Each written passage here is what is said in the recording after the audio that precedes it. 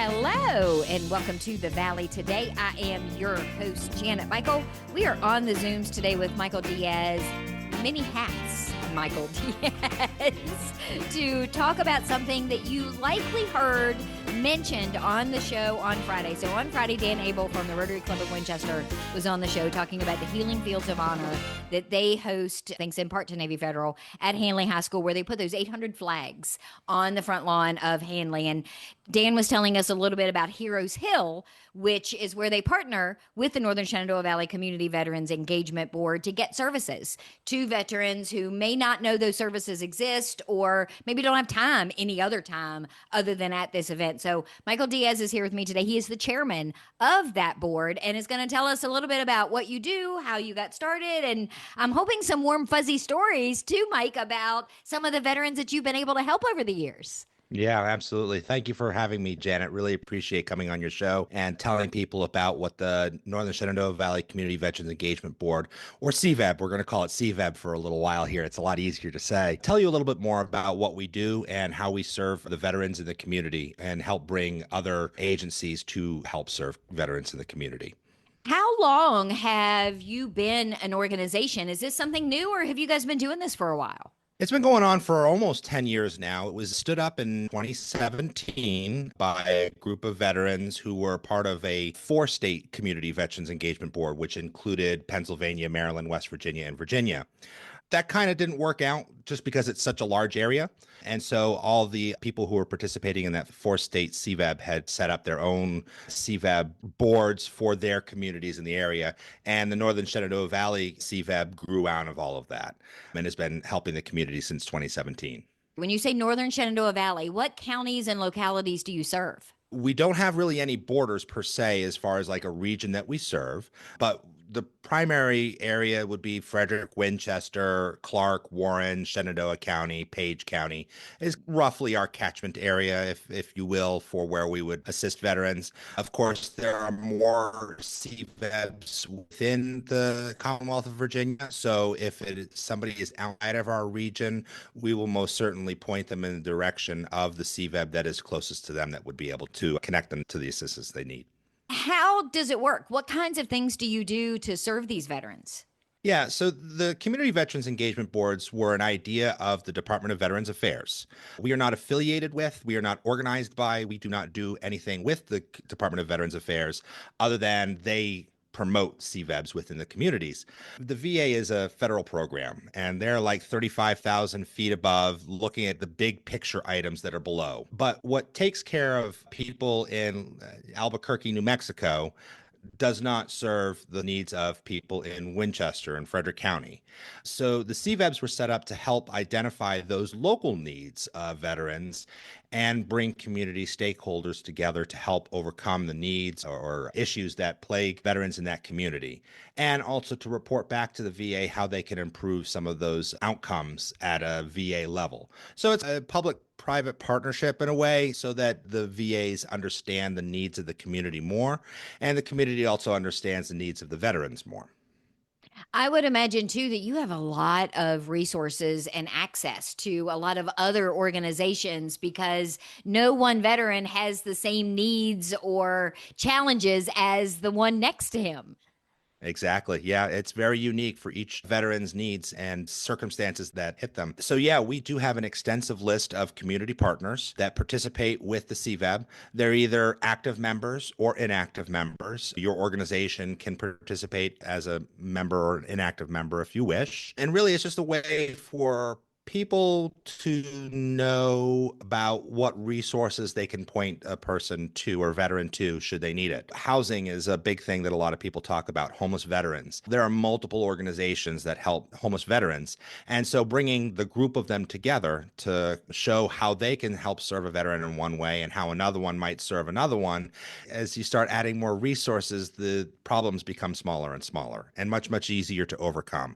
And that's the whole idea of bringing all these community partners together, is to ultimately overcome the issues of the veterans. I would imagine too that there are a lot of times that a veteran reaches out to you and doesn't even know that there is a resource available, or comes to you for one thing, and then as you talk to them, you realize maybe they also need something for this that they didn't even know was a thing.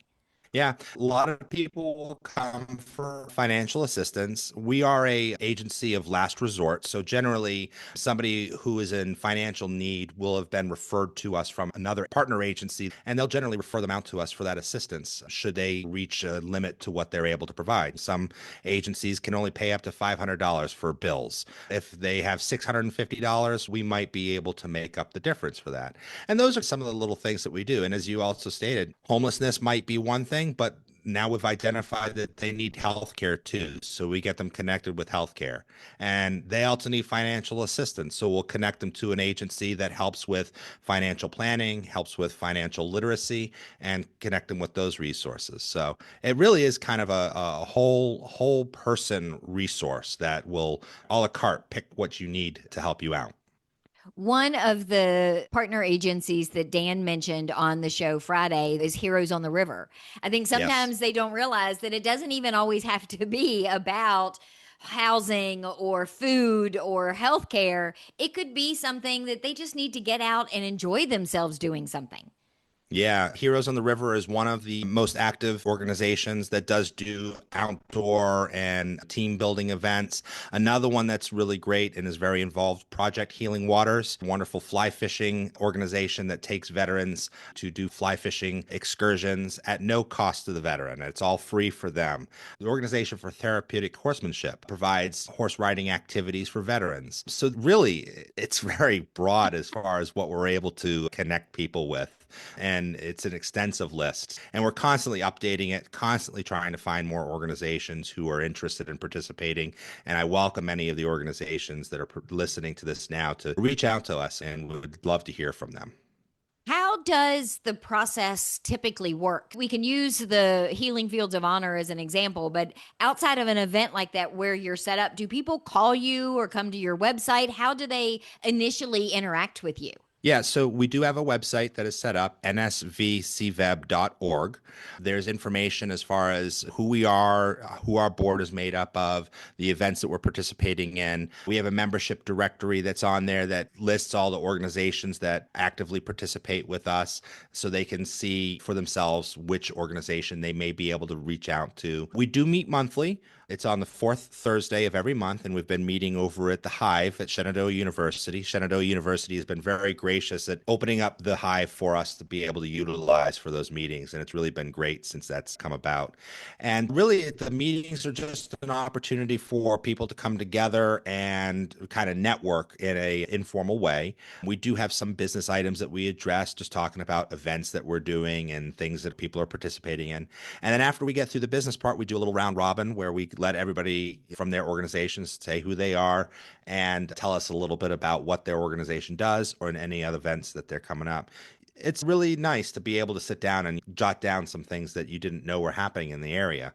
I am part of a group that puts together an event every year called the Community Connect and Serve. And we host it over at the Church of Jesus Christ of Latter-day Saints. It's in September. And the first part of it is for these nonprofits of any walk to be able to come together and network with each other and learn about what the other nonprofits do. And then the second part of it is for people, the general public, to come in case they want to volunteer. They can talk to all of these nonprofits in one setting to learn about their volunteer opportunities. And what we have found in that first portion is so many of our nonprofits are heads down in the weeds doing the work that they don't always know that there's another nonprofit over here that could offer something for someone that they are also serving. So that is an incredibly beneficial piece to your monthly meetings. Hey, you know, the old adage of don't reinvent the wheel. Well, we really take that to heart with the CVEB because we know that there's an organization that has invented that wheel for us and we don't need to reinvent it for them. Bringing them together so we can identify those makes the lives of so many of the case managers and organizations and nonprofits. It really helps them out in understanding not only how I can best serve the veteran community, but how we can work together to best serve the veteran community. Say there's a veteran listening today and they didn't know that your organization exists. Do they reach out to you directly and say, hey, here's what I need some help with? Or do they reach out to you and then you send them to these other agencies? How does the process work? If a veteran reaches out to us for assistance, we will identify what their specific needs are, and then we will reach out to the corresponding agency that we have identified would be the best organization to aid them. Housing, Volunteers of America is one that just comes to mind right now, and they do a lot of work with housing homeless veterans. So we'd reach out to them. And then let's just say Volunteers of America identifies that they needed the health care, or let's just say they don't have a disability claim fully done. So then they could refer them out to the Department of Veterans Services. And so that veteran has now gone from homelessness to homed, from no health care to health care. It just builds them up so that they eventually can go on their own and address the needs that they can. And it puts them back on solid footing so that they can really excel in the community. Let's take a break. And when we come back, let's talk a little bit about maybe some of the things that the veterans in our community didn't know were available to them that they can access through your organization. Some of these other partner organizations that maybe don't have the light shine on them as often as, say, the larger issues like housing. Can we talk a little bit about that in the next segment? Absolutely. We are on the Zooms today with Michael Diaz. He is the chairperson for the Northern Shenandoah Valley Community Veterans Engagement Board. We're going to come back and learn more about the services that they offer to our local veterans in just a couple of minutes. Hey guys, I'm Holly. And I'm Bonnie. And we would love to meet you at our brewery, Winchester Brewworks. That's right. Our family-friendly tasting room in Old Town is the perfect place to hang out any day because we're open 7 days a week. We've got refreshing beers, seltzers, and slushies, plus food trucks and events on the weekends. And the best part is, we are so excited to be part of this brand new passport program, where you just need 4 stamps from Winchester area breweries and cideries to get some great free swag. So pop on by our brewery and we'll get you a passport. You can find out more at winchesterbrewtrail.com.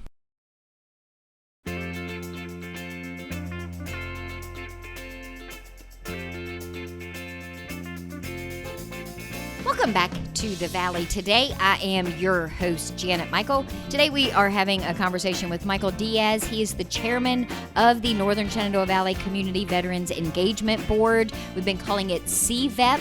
I will have links to everything that Mike has mentioned in the show notes page at thevalleytodaypodcast.com. But I learned for the very first time that this organization existed from having a conversation on Friday with Dan Abel from the Rotary Club of Winchester, where he gave us details for their Healing Field of Honor at Hanley High School. It is happening also this weekend. Thursday night is actually the big event, and then they will be there on Friday, Saturday, and then, of course, on Monday as well. You cannot imagine what that looks like to see those 800 flags on the front lawn of Hanley High School, and you can show up and get a flag and a tag that day. You don't have to purchase them in advance. I'll put the link to Friday's show in the show notes as well. But back to our conversation that we're having today with Michael Diaz. I'm unfamiliar with how it works at that 40,000 foot level. So let's say I served in the Army and I am out of the Army now and I got a job, and that was all in my 20s and 30s, but now I'm in my 60s.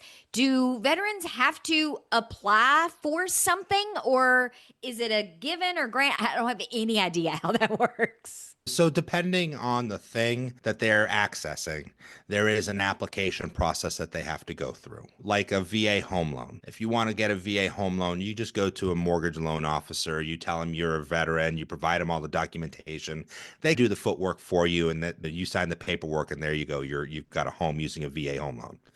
But if you want to access healthcare, that's something where you need to be identified as having a service-connected disability. And if you have a service-connected disability, you can then qualify for healthcare through the VA system. Or if you've been medically retired from the VA, you'll go through a process of applying for VA healthcare through the VA. Depending on what it is, education is another great example. You can go to a college and say that I want to get my college degree. You identify as being a veteran. There is an application process that you have to go through to the VA saying, I am going to this school, this is what I'm going to be studying, and this is my projected graduation date, and everything like that. You send that in, they approve it, and then you bring that approval to the school, and the school certifies that, yes, you're in fact attending the school and you're pursuing a degree and everything like that. So those are just a couple of the big ones that most people identify with. It sounds like an overwhelming amount of paperwork that sometimes I could understand where they may just say, you know what, I don't need this that bad Yeah. until they do need it that bad. And then they find themselves in a bind. Yes, I've had a number of circumstances where I've run into veterans who are older, 60, 70 years old, who suddenly can't work because of their disability that they had from their military that wasn't bothering them, as you said, when they were 22, 23 years old when they got out after their 4 years. And now their back is blown out and they can't work. And if they had applied for the VA benefits back when they were 20 or 30, sure, you might have been rated at maybe 10, 20% service connected disabled, and you might get a small amount of compensation for that. But once you're 70 or 80, that 10% can now go up to like 80% or 90%. And you're talking about thousands of dollars that a veteran could potentially be collecting through disability benefits to help support them. And now they're struggling to get it because they're getting on the edge of homelessness. They could use that money tomorrow, but unfortunately the VA, it's 120 days possibly for them to get a service connected rating. So it's best to do it sooner rather than later. It's best to reach out to an agency like Department of Veterans Services, who could help you with developing a fully qualified claim to be submitted to the VA. Department of Disabled American Veterans is a nonprofit organization, really great organization. As a matter of fact, they were the ones that got my service connected disability rating and my initial service connected rating back in 2007. The resources are there. It is a lot of paperwork, but all of these community resources are here to help you navigate that process and make it easier for them to overcome and get through with as little issues as possible. How much of the services that you can connect them to are strictly for the veteran themselves, and how much is for a family member, say a wife of someone who lost her husband in the line of duty? Do you also expand out to those types of situations? Absolutely. Yeah. The veteran is just the main person that we're there to assist, but you can't ever forget the family that comes along with that veteran.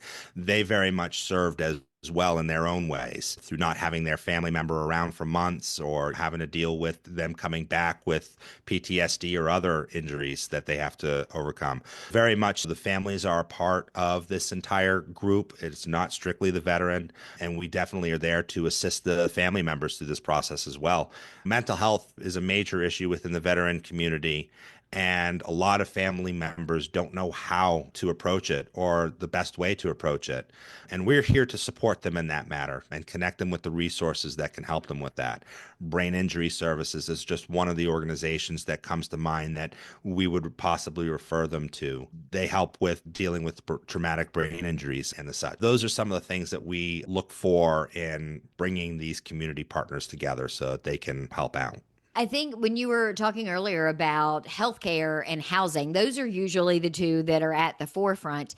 Education, I feel like, is one of those that maybe people know that they can get access to, but they don't take full advantage of it, that could improve their circumstances so much more. Getting a degree, getting a certification in a particular skill that I wish more people knew was accessible to them. Yeah, the education opportunities that are afforded to veterans through the GI Bill and the post 9/11 GI Bill are really phenomenal.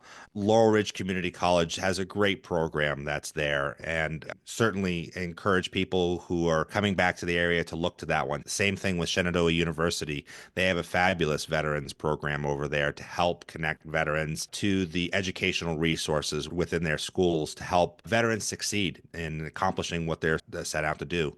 And you hit the nail on the head too. This isn't just a 2-year, 4-year college degree that the GI Bill or post 9/11 does. They also will help with certifications. They'll also help with getting your CDL if that's something that a CDL license is what's going to get you in that. I always like to tell people, don't screen yourself out of an opportunity. Have the opportunity screen you out, because you never know. You might have that one extra little thing at the end of your application that, would qualify you. So definitely look at all the resources. The worst thing that they're going to say is no, and then you're just in the same situation you're at beforehand. Right? But I think a lot of people would be very surprised at what would be available to them if they just reached out. Have there been situations where you've had those conversations and you're like, wait, there's a program for that? I didn't even know a program for that existed. All the time, all the time. There's always a veteran who is not aware of the resources that are available, whether they are coming from the VA itself or whether it's available from an organization that's in their community. It's really surprising to see that.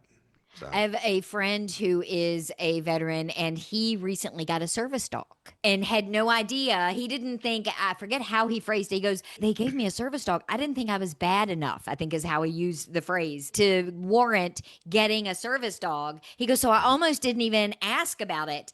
Again, because he disqualified himself before he actually filled out the paperwork. And I can tell you what a difference having this dog in his life has made on his mental health, on his physical health. It really does pay to at least ask the question. Yeah. Absolutely. It happens all too frequently. You never know if that resource is available to you and whether you can tap into it. I think that we are our own worst enemies with veterans. We always are going to point to the other person who is in more need than we are. Because I think that's the mentality of veterans is it's service above self. It's my team member over there needs more help than me. Let's focus on my team and not me. And that's great. And that's noble. And I love it. And that's really what makes veterans so unique in this world. But also it can be detrimental to the ability to get things that are ultimately helpful.